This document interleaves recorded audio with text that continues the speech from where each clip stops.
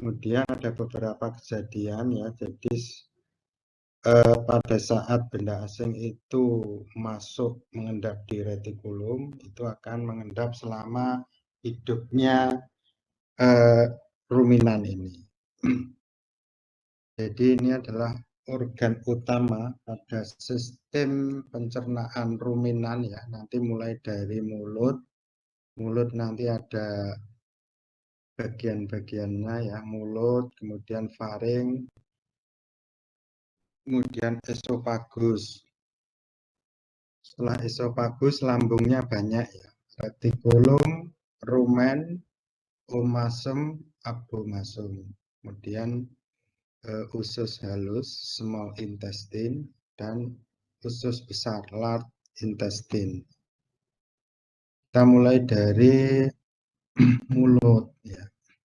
Mulut nanti punya bibir ya, untuk prehension ya, mengambil dan mengunyah makanan. Nanti ada lidah ya, lidah, kemudian gigi, dan ada di mulut nanti ada kelenjar aksesoris, yaitu kelenjar ludah atau salivary gland yang berfungsi memproduksi saliva ya. Nanti berfungsi untuk sebagai pelumas pada waktu mastikasi dan remastikasi, kemudian membantu penelanan deglutasi. Bocor ini dan menghasilkan N dan NH3 ya untuk pertumbuhan mikroorganisme rumen. Kemudian yang terakhir mencegah blood atau embun. Ya, jadi pada mulut nanti ya itu dilengkapi oleh gigi. Gigi itu untuk menghaluskan pakan ya. Pada ruminansia giginya nanti ya itu yang di depan itu hanya satu set gigi di depan mulut, itu namanya incisor. Kemudian 2 set di belakang itu gigi molar. Kemudian setelah gigi di mulut ada lidah atau tang. Lidah nanti permukaannya itu nanti ditutupi oleh tonjolan, projection, tonjolan atau papila, finger-like projection, tonjolan seperti jari, disebut papila. Kemudian permukaan lidah nanti itu ada organ perasanya, organ perasa, taste bud. Kemudian di mulut nanti juga ada organ aksesoris atau organ tambahan, yaitu salivary gland. Itu memproduksi saliva, kemudian setelah diproduksi disekresi atau dilepaskan ke mulut yang akan melumasi makanan dan dicampur ke material makanan untuk membantu mempermudah penelanan. Setelah mulut nanti ada faring. Faring itu saluran ya, saluran makanan dari mulut ke esofagus. Dan faring juga berfungsi ya, mencegah material makanan masuk ke sistem pernapasan paru-paru. Setelah faring lanjut ke esofagus ya. Esofagus itu saluran ya seperti pipa yang menghubungkan dari mulut ke lambung atau rumen. Kemudian esofagus nanti berupa saluran atau pipa ya yang membantu proses deglutasi, penelanan, regurgitasi, kemudian eruktasi ya. Kemudian dindingnya esofagus nanti punya otot ya, strukturnya kuat dan aktif ya. Karena punya otot sehingga bisa berkontraksi ototnya atau peristaltik. peristaltik nanti akan mendorong pakan dari mulut ke lambung ya. Kalau kontraksinya itu antiperistaltik nanti akan mendorong bolus atau ingesta dari lambung balik ke mulut. Kemudian pada ruminansia muda itu ada esophageal group, itu saluran dari esofagus langsung ke abomasum pada ruminansia muda. Kemudian setelah esofagus itu adalah lambung. Pada ruminan nanti lambungnya adalah multi chamber ya. Banyak ruangan lambungnya. Gastriumnya banyak ruangan sehingga disebut poligastrik ya. Lambung yang pertama adalah retikulum.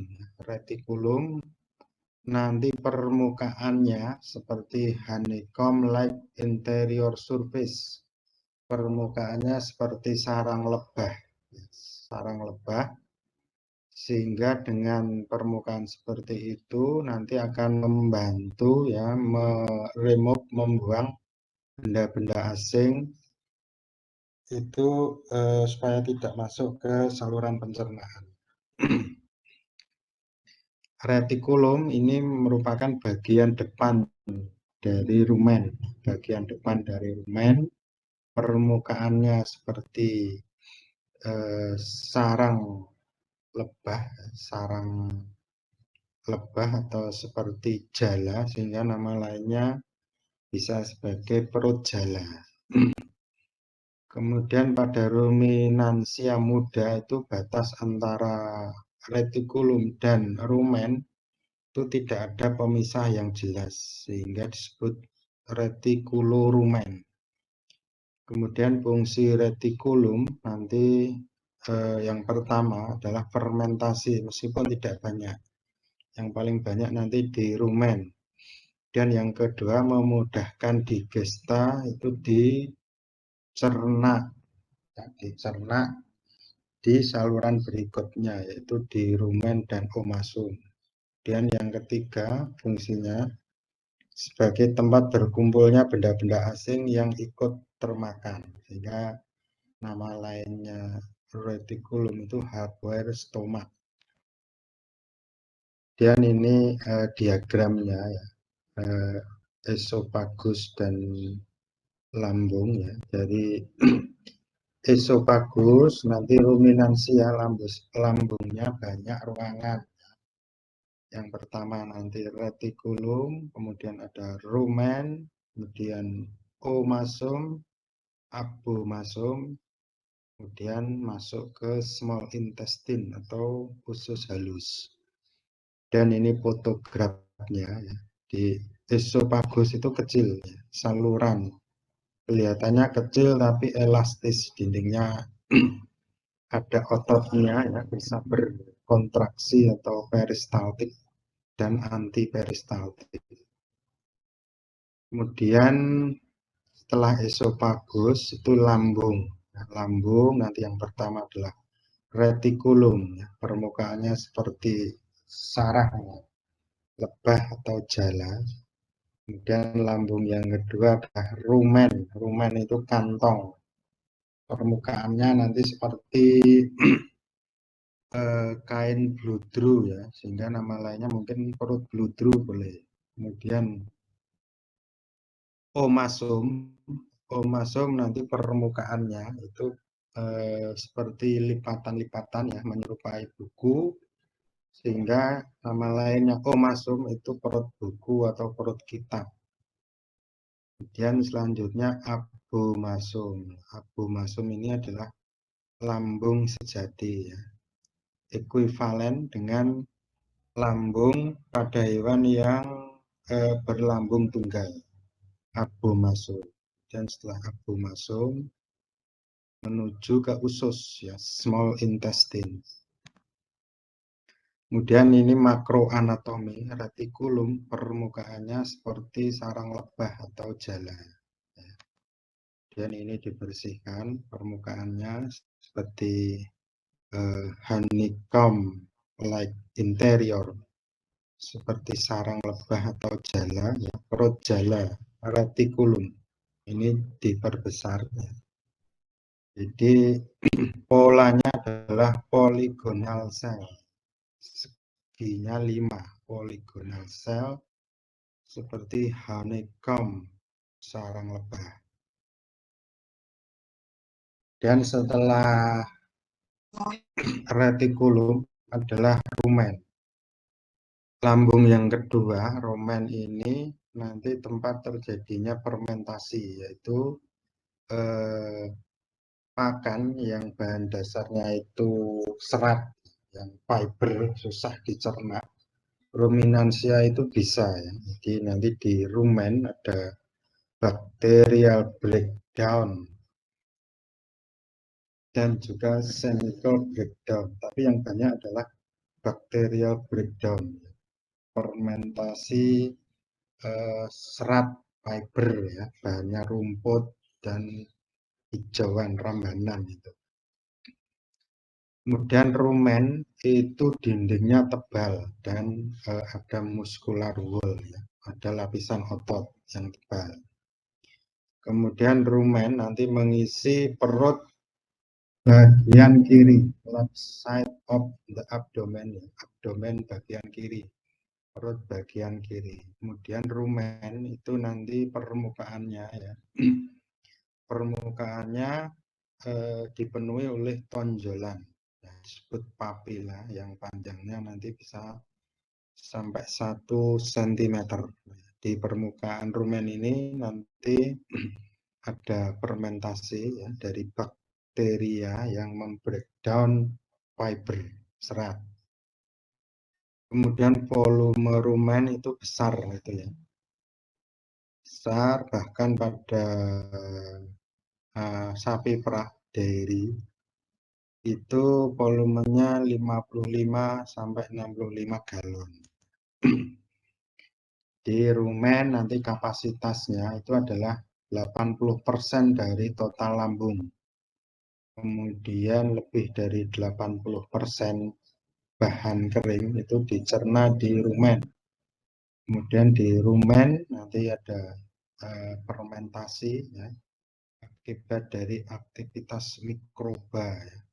Fermentasi oleh mikroba nanti mampu mencerna serat kasar, fiber yang bahannya dari rumput, hijauan, rambanan, dan mampu memanfaatkan NPN, kemudian mampu mensintesis atau memproduksi AA, asam amino dari mikroba, kemudian mensintesis beberapa vitamin, terutama vitamin B dan C. Rumen nanti letaknya sebelah kiri dari rongga perut, abdomen, ya. Kemudian permukaannya nanti ada tonjolan, disebut papila, ya, sehingga mirip dengan bludru, sehingga nama lainnya perut bludru. Tonjolan atau papila ini, ya, itu fungsinya untuk memperluas permukaan absorpsi, ya, memperluas surface area untuk absorpsi. Kemudian pertumbuhan papila di rumen ini, ya, dipengaruhi oleh volatile fatty acid yang dihasilkan oleh mikroba tadi.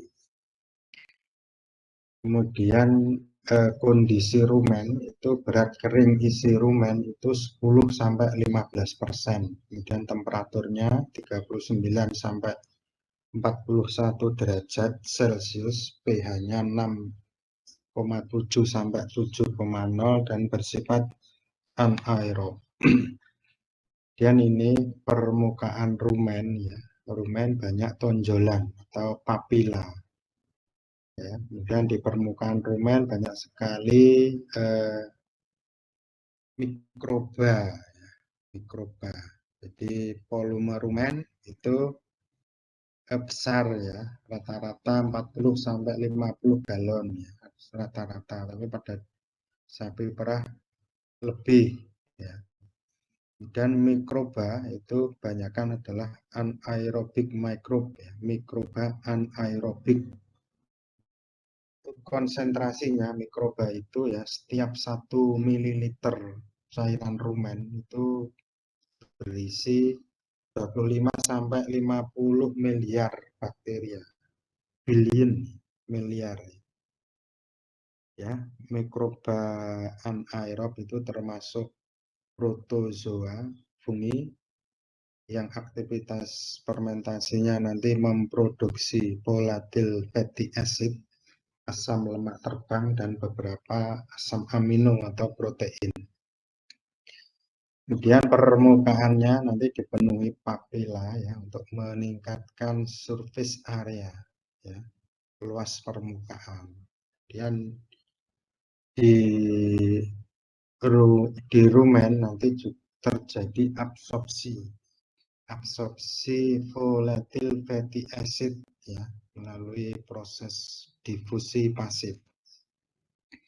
Ini makroanatomi dari rumen, permukaannya dipenuhi papila atau tonjolan seperti bludru ya, seperti handuk bludru, perut bludru ya. Ini diperbesar tonjolan atau papila di rumen ya, bentuknya bervariasi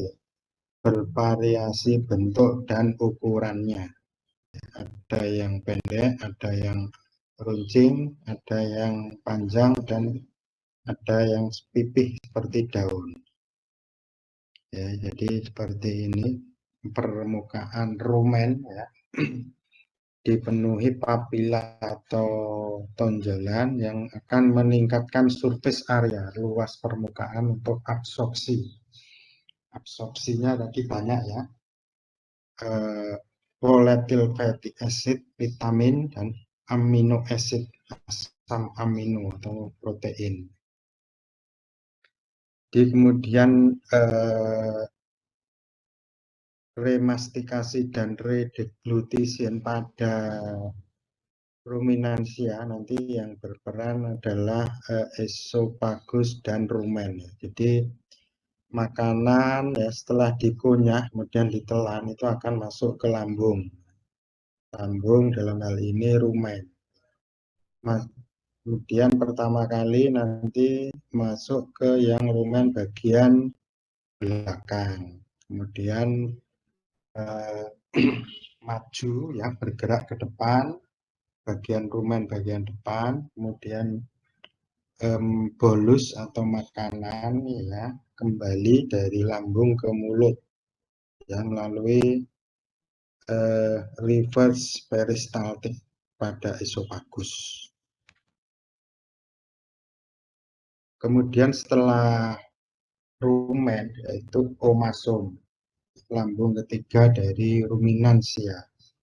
Lambung nanti bentuknya bulat atau elip ya, bulat, dan dindingnya itu ada lapisan otot tebal ya, muskular.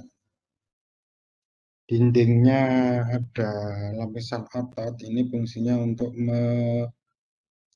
melembutkan atau menghancurkan material pakan ya, grind ya, menggiling material pakan dan menyiapkannya untuk proses pencernaan berikutnya ya.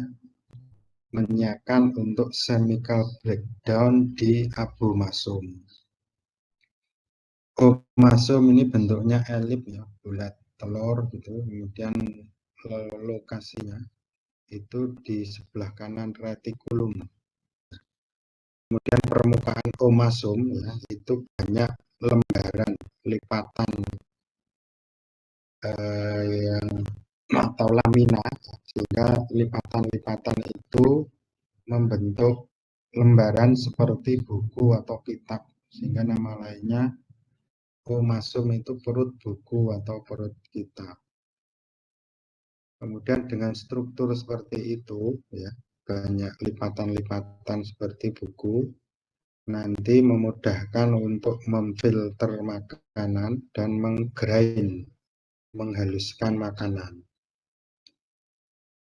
Kemudian fungsi omasum ya, yang pertama nanti menekan-nekan digesta supaya lebih halus dan dipersiapkan untuk pencernaan proses pencernaan di saluran berikutnya.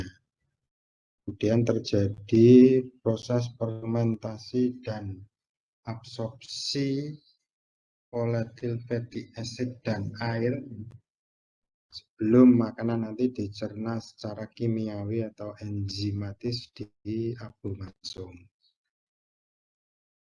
Kemudian lambung yang keempat dari ruminan adalah abomasum. Abomasum ini adalah lambung sejati ya, true stomach. Itu sangat mirip ya, very similar dengan lambungnya hewan berlambung tunggal atau non ruminansia. Di abomasum nanti mayoritas pakan ya itu akan diproses pencernaannya secara chemical breakdown atau enzimatis ya. Sehingga nanti pakan itu akan dicampur dengan enzim pencernaan atau digestive enzyme, di antaranya pepsin, renin, bile, empedu. Kemudian abomasum ini bentuknya memanjang, kemudian letaknya di dasar rongga perut di kanan bawah. Kemudian di abomasum nanti dindingnya itu banyak gland atau kelenjar yang menghasilkan enzim, sehingga nanti di abomasum itu ada sekresi lambung,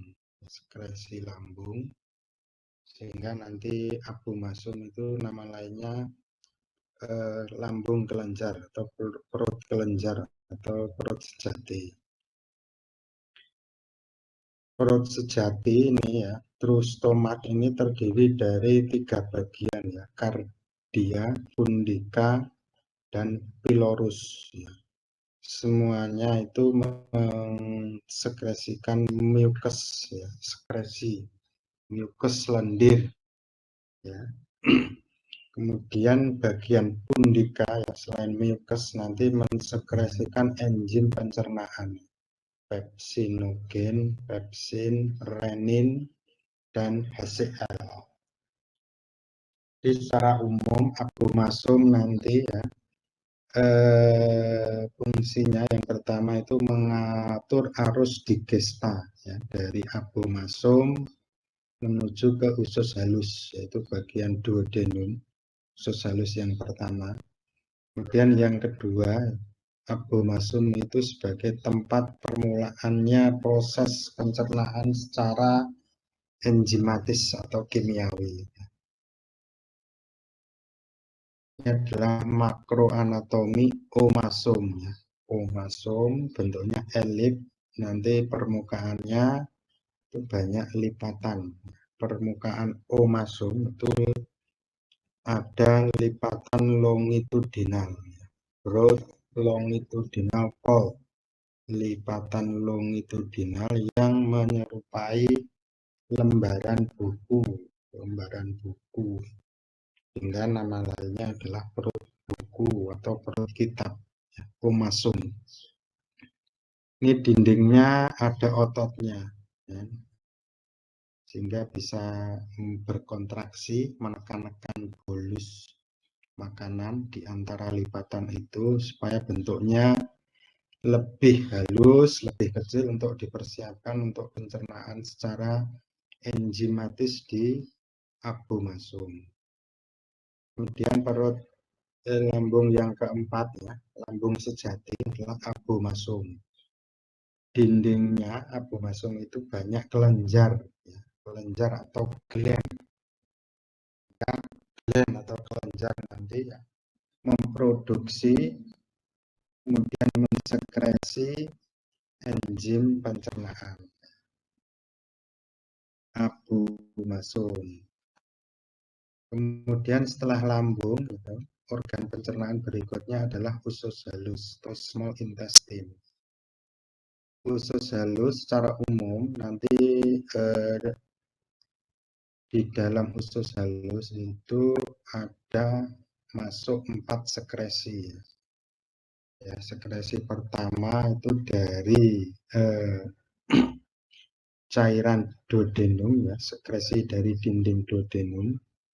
Kemudian cairan yang kedua, sekresi yang kedua yaitu dari empedu, cairan empedu. Kemudian yang ketiga, ya, yaitu dari pankreas, cairan pankreas. Kemudian yang keempat adalah cairan dari usus halus yang lain. Jadi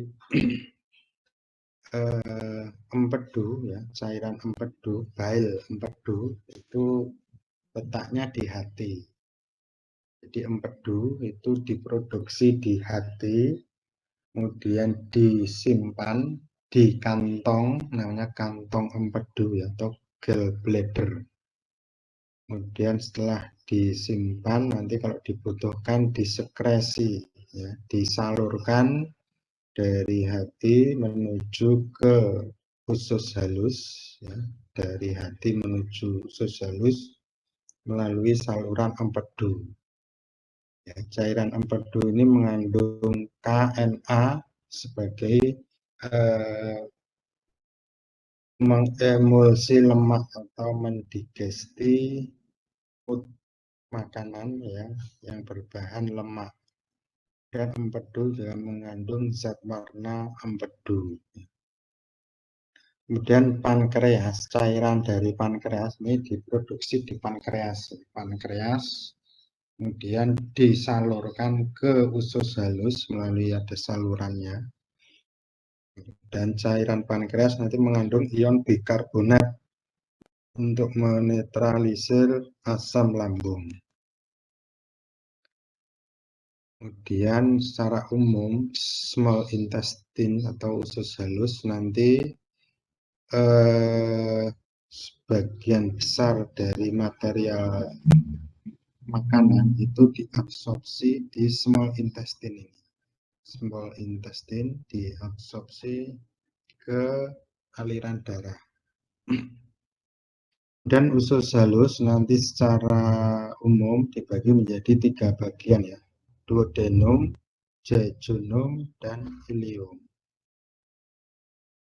Jadi di usus halus nanti itu, ya, proses pencernaannya adalah pencernaan secara kimiawi atau enzimatis. Ya, selain proses digesti, ya, di usus halus adalah ada proses absorpsi, penyerapan nutrien dan air, ya. Jadi makanan yang berada di usus halus itu diperas, squeeze, ya, diperas, ya, artinya diserap nutriennya maupun airnya sehingga makanannya nanti menjadi bentuknya lebih padat atau lebih solid. Kemudian proses absorpsi, ya, di usus halus nanti kebanyakan, ya, terjadi di duodenum dan jejunum, ya. Absorpsi nutrien, ya, absorpsi nutrien nanti kebanyakan di duodenum dan jejunum. Kemudian ileum ada absorpsi, tapi kebanyakan adalah air yang diabsorpsi. Kemudian setelah usus halus itu adalah usus besar atau large intestine. Kemudian batas antara usus halus dan usus besar itu adalah kolon. Bukan, cecum. Cecum atau usus buntu itu sebagai batas antara usus halus dan usus besar. Untuk hewan ruminansia, cecum nanti itu tidak banyak terjadi proses digesti. Kecuali kalau hewannya itu non-ruminansia, cecum itu terjadi proses digesti, yaitu pencernaan secara kimiawi, ya. Itu ada fermentasi oleh bakteri dan pencernaan oleh enzim, ya. Itu di hewan yang berperut tunggal seperti kuda dan kelinci. Kemudian batas setelah usus besar ya, itu nanti ada kolon. Jadi secara umum usus besar atau large intestine itu fungsinya ya, itu adalah dimulainya persiapan materi makanan yang tidak berguna itu disiapkan untuk dikeluarkan dari tubuh. Ini dimulai dari usus besar. Usus besar nanti anggotanya adalah kolon, terutama kolon. Kolon nanti itu akan mengabsorpsi atau mengkoleksi materi makanan yang tidak berguna. Nanti itu akan dikoleksi atau ditumpuk di situ yang dipersiapkan untuk dikeluarkan dari tubuh. Nah, setelah kolon nanti ada rektum dan anus ya. Rektum dan anus ya. Nanti itu terutama di anus itu merupakan pintu gerbang keluar ya. Pintu gerbang keluar di mana sisa makanan yang tidak berguna nanti dikeluarkan. Menutup dan membukanya anus nanti itu dikontrol oleh otot namanya otot sphincter muscle. Otot sphincter muscle di anus nanti mengatur ya, mengkontrol pada waktunya dibutuhkan sudah penuh makanannya ya, tulisnya di kolon nanti dikeluarkan, artinya gerbangnya dibuka oleh sphincter ani. Kemudian setelah selesai ya, gerbangnya ditutup oleh sphincter otot sphincter tadi. Kalau ototnya tidak berfungsi, misalkan pintu gerbangnya membuka ya, makanannya keluar terus ya, frekuensi defekasinya meningkat, itu disebut diare. Kemudian sekarang sudah masuk ke mikroanatomi. Mikroanatomi nanti secara umum ya, saluran pencernaan itu kalau diiris ya, diiris secara melintang, kemudian dilihat lapisannya ya, mulai dari atas. Nah, lapisannya nanti ada 4 ya. Lapisan mukosa, submukosa, muskularis, kemudian lapisan serosa. Ya, lebih jelasnya seperti ini. Misalkan saluran pencernaan diiris secara melintang, transversal. Kemudian yang tengah lubangnya itu ya disebut lumen. Lubangnya itu disebut lumen ya, di situ makanan berada di situ. Lumen atau lubang ya, permukaannya itu ya disebut lapisan mukosa ya, lapisan mukosa. Lapisan mukosa nanti macam-macam ya lapisannya, kan ada tonjolan-tonjolannya tadi ya, papila ya, ini diilustrasikan tonjolannya diminimalkan ya, di bulat dan permohonannya lebih masuk ya. Permukaannya mukosanya mulus bulat gitu. Mukosa itu ada 3 elemen. Elemen yang pertama adalah sel epitelium. Jadi permukaannya itu dilapisi oleh sel namanya epitelium. Di bawah epitelium ada jaringan, itu disebut lamina propria. Ya, di lamina propria nanti mungkin ada ini gland atau kelenjar ya di mukosa. Kemudian mungkin ada limpatik tisu, jaringan getah bening, salurannya. Kemudian di bawah lamina propria itu ada lapisan muskularis. Karena letaknya di mukosa disebut muskularis mukosa. Ini adalah 3 elemen lapisan mukosa, ya.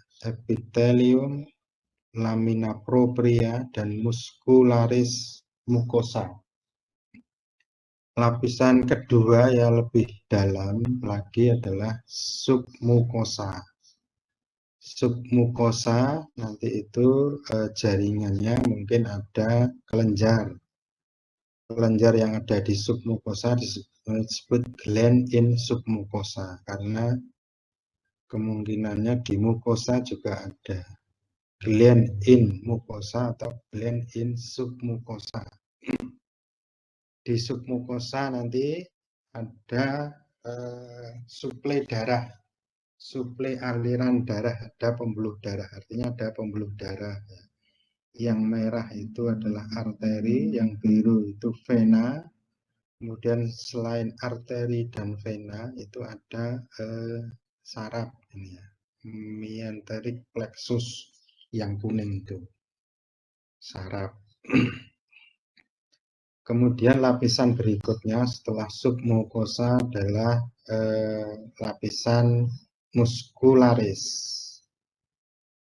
Lapisan muskularis minimal ada 2 atau 3 lapis ya, minimal ada yang sirkular dan longitudinal. Kemudian lapisan yang terakhir ya, ini yang kita lihat dari luar. Kalau usus dilihat dari luar itu disebut lapisan serosa atau adventitia. Itu berisi epitelium. Jadi epitelium letaknya di paling dalam dan paling luar. Kalau epitelium yang letaknya paling luar itu bertumpuk-tumpuk. Tapi kalau epitelium yang ada paling dalam itu biasanya 1 lapis karena untuk absorpsi atau penyerapan. Jadi ini gambarannya. Jadi yang paling atas itu lumen, lubang. Di bawahnya lubang itu ada permukaan, permukaan mukosa. Permukaannya nanti ini ada tonjolan. Tonjolan nanti disebut papila. Papila atau tonjolan selain usus disebut papila. Di bawah papila, papila nanti dikelilingi permukaannya oleh sel epitel. Di bawahnya ada lamina propria, kemudian ada lapisan otot tipis muskularis mukosa. Kemudian lapisan yang kedua adalah submukosa. Lapisan yang ketiga adalah lapisan muskularis. Ini dicontohkan ada 3 lapis. Jadi selain lapisan sirkular, longitudinal, ada yang oblikus atau miring. Ya, ini contoh. Ya. Ini contoh permukaan atau surface dari rumen domba. Permukaan dari rumen domba. Rumen tadi permukaannya banyak papila, tonjolan. Tonjolannya seperti ini, diperbesar. Tonjolan ini ya diselimuti oleh sel, ya, dilapisi oleh sel. Nomor 1 itu papila. Ya. Papila itu tonjolan, nomor 2 itu adalah epitelium. Jadi permukaan dari rumen nanti kan ada papila atau tonjolan. Dan permukaannya ya dilapisi oleh sel epitel nomor 2. Di bawah sel epitel ada jaringan lamina propria. Lamina propria, kemudian di bawahnya lapisan yang kedua adalah submukosa. Kemudian di bawah submukosa ada muskularis atau muscle layer. Kemudian yang paling bawah adalah serosa atau adventitia. Dan ini dicontohkan adalah rumen dari, kalau nggak ada keterangan berarti sapi, rumen sapi. Permukaannya itu ada tonjolan yang disebut papila. Papila ini ya, permukaannya ada sel epitel, sel epitelia, dan di bawahnya ada lamina propria. Kemudian selanjutnya ada otot yang tipis karena lokasinya di mukosa sehingga disebut muscularis mucosa. Kemudian batasnya tidak terlalu jelas ya. Di bawahnya mukosa ada submukosa, kemudian di bawahnya ada lapisan muskularis. Lapisan yang keempat ini tidak terlihat. Lapisan serosanya tidak terlihat. Kemudian ini contoh ya, permukaan dari ini batas antara esofagus dan rumen sehingga disebut esophageoruminal junction. Batas antara esofagus dan rumen. Permukaannya ya, lubangnya yang tengah disebut lumen ya. Kemudian yang paling dekat dengan lumen itu adalah lapisan mukosa. Lapisan mukosanya ya, banyak tonjolannya disebut papila ya. Ini masih rumen, namanya tonjolannya papila. Nanti kalau di usus tonjolannya bukan disebut papila tapi villi. Ini di rumen tonjolannya disebut papila ya. Mulai dari lidah sampai lambung itu kalau tonjolannya disebut papila, tapi kalau di usus tonjolannya disebut villi. Kemudian permukaan dari papila ini diselimuti oleh sel epitel yang warnanya pink gelap itu.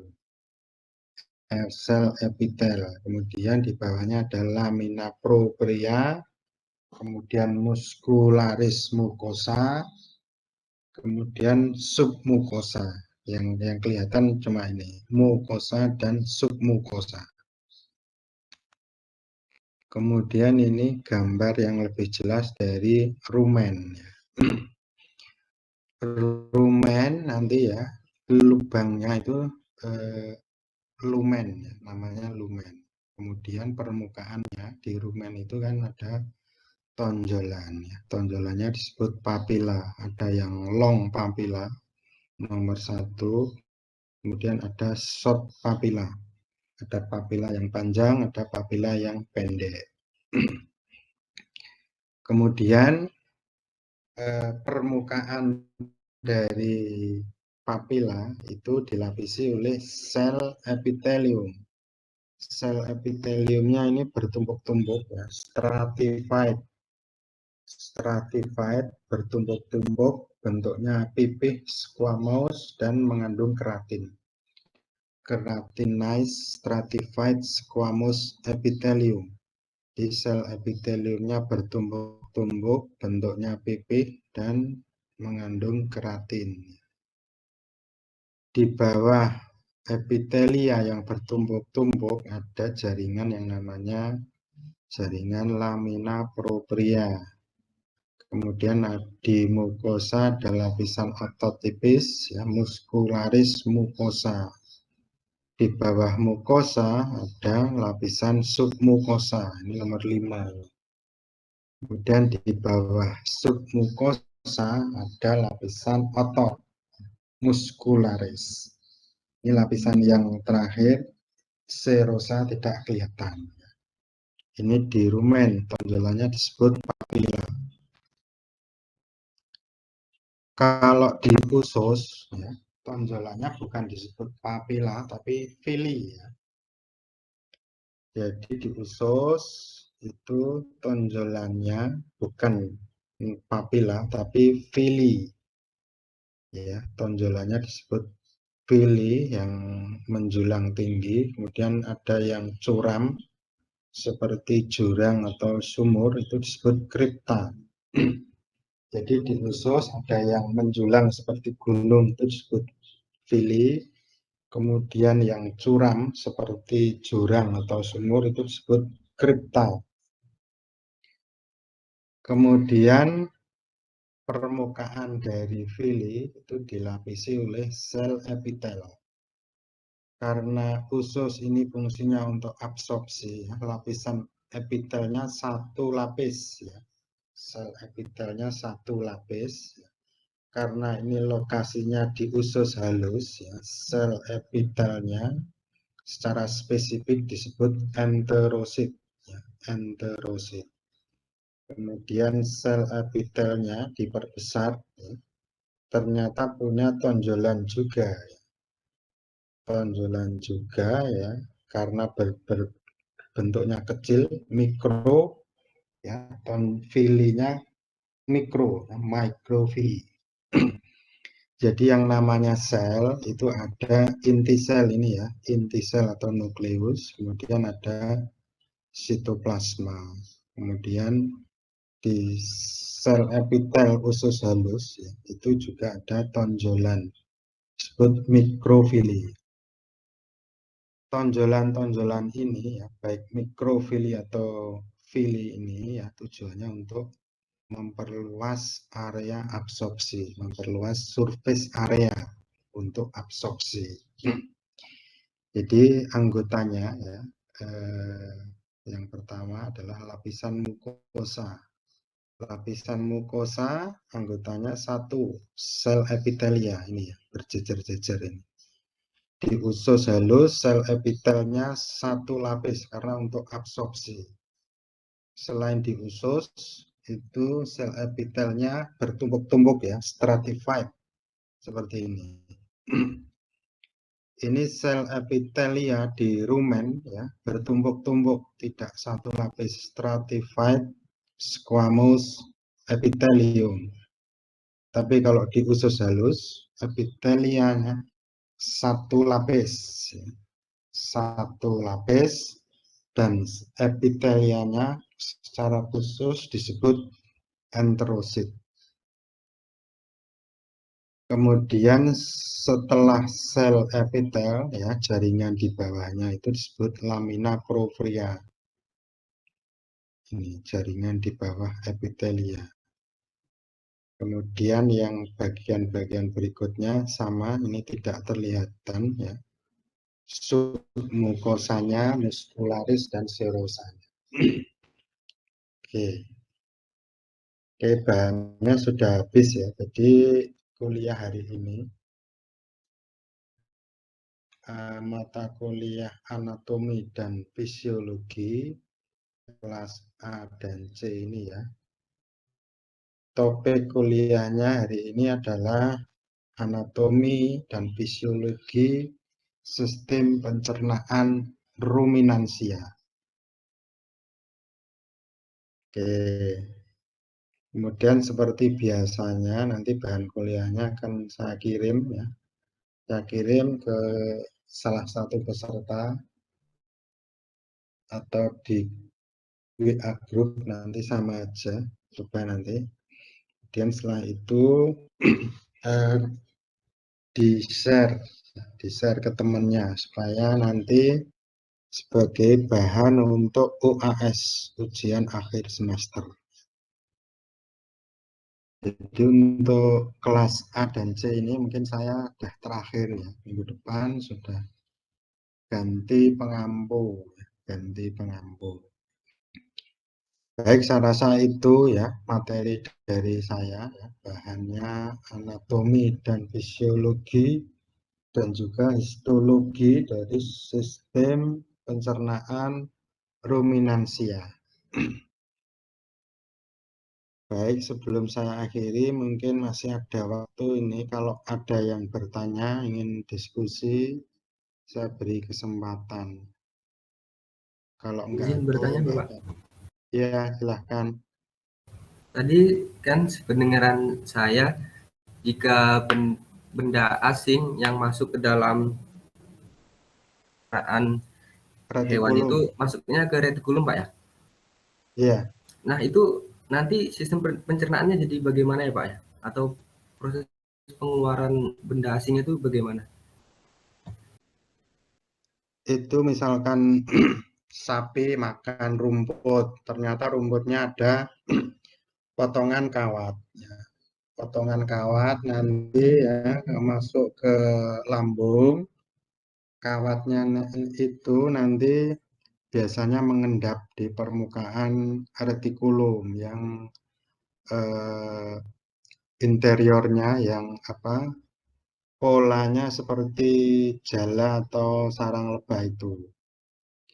Jadi pada waktu mengendap ya, potongan kawat itu di retikulum itu biasanya ya seumur hidup hewannya itu. Kemudian eh, mengganggu apa tidak ya. Ya tergantung ya kalau potongannya kawatnya itu tidak banyak ya berarti kan tidak mengganggu. Kecuali kalau potongannya banyak itu menutupi seluruh permukaan retikulum kan berarti itu mengganggu pencernaan. Kemudian kalau ada yang misalkan lolos ya tidak mengendap di retikulum ya terus ya ke saluran berikutnya itu biasanya ada yang lolos sampai dikeluarkan melalui feses ya. Ada beberapa yang dikeluarkan melalui feses. Tapi itu tergantung kondisi ya, Mas ya. Kalau benda asingnya itu tidak banyak ya mengendap di retikulum itu tidak mengganggu proses digesti. Jadi masih berfungsi penuh. Kecuali kalau banyak sekali ya itu nanti akan mengganggu fungsinya. Mungkin tidak 100% tapi sudah berkurang, entah itu 80% atau gimana. Biasanya kalau sudah mengendap di retikulum ya sudah seumur hidup, nanti setelah disembelih baru diketahui, oh ini ada banyak eh, kawat-kawat, potongan kawat di retikulum permukaannya. Tapi kalau misalnya ada satu dua yang ikut bolus makanan ke saluran berikutnya, nanti ada yang bisa lolos, dikeluarkan melalui feses.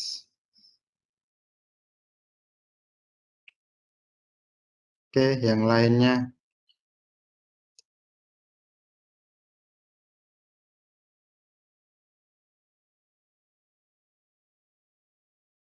Permisi Pak, izin bertanya.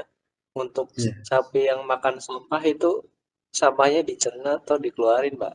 Mekanismenya gimana? ya, Terima kasih.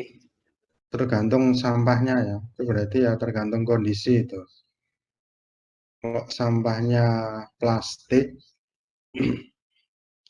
ya kemudian apa iya sapi makan plastik ya? Kalau normalnya kan sapi itu makan makanan ya, makanannya terkontaminasi benda asing ya, sampah ya. Sampahnya tergantung sampah apa. Kalau sampahnya dari limbah restoran kan berarti kan bagus itu ya. Ada potongan tulang, ada potongan daging, ada potongan sayur-sayuran itu kan bisa di dicerna oleh sapi. Kecuali kalau sampahnya itu besi, ya. Potongan besi itu ya. Yang mungkin secara naluri ya sapi kalau makan kemudian ada yang keras mungkin dimuntahkan kembali ya. Ya seperti naluri makhluk hidup itu kan. Kecuali kalau potongannya itu kecil nggak terasa ya tercampur di makanannya dan sapi kan mengunyahnya kan tidak terlalu halus ya karena ruminansia ya dikunyah-kunyah sebentar kemudian ditelan. masuk ke lambung. Kemudian proses ruminansia, makanannya nanti balik lagi ke mulut, diremastikasi. Ya berarti tergantung Mas itu, tergantung sampahnya seperti apa. Kalau sampahnya dari limbah restoran ya berarti edible, bisa dimakan. Kecuali kalau sampahnya yang tidak edible itu yang baru nanti sapinya yang bermasalah nanti. Nanti yang paling ekstrim ya kalau kebanyakan nanti itu akan obstruksi, penyumbatan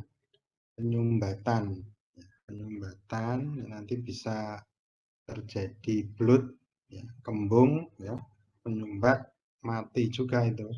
Kalau ekstrim ya banyak. Tapi kalau tidak ekstrim ya bisa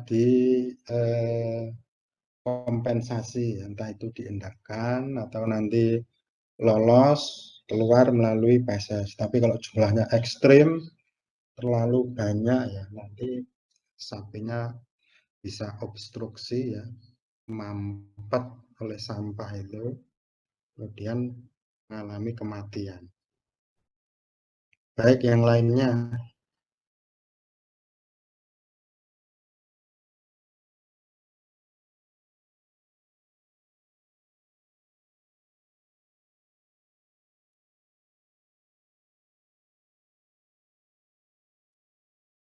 Kalau nggak ada lagi ya nggak apa-apa. Baik, saya rasa nggak ada lagi yang bertanya ya. Nanti jangan lupa presensi, kemudian nanti akan saya kirim bahannya, nanti dipelajari sebagai bahan untuk UAS, ujian akhir semester. Baik, saya rasa itu.